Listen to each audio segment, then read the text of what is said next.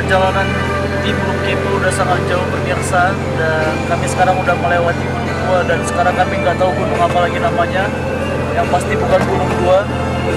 Nah, tetap untuk kelanjutan dari tim Gunung Kepo. Ya.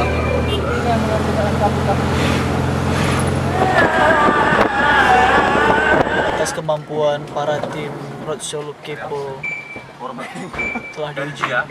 Perjalanan kami udah berjalan selama berapa jam kita udah berjalan? Dari jam 7.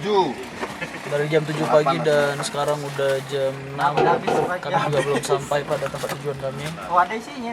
Berarti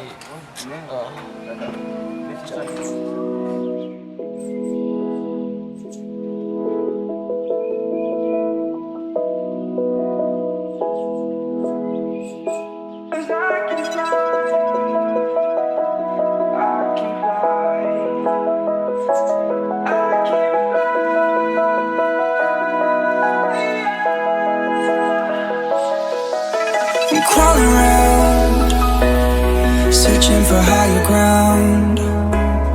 Can't see in front of me, my enemies. I've tried every possibility.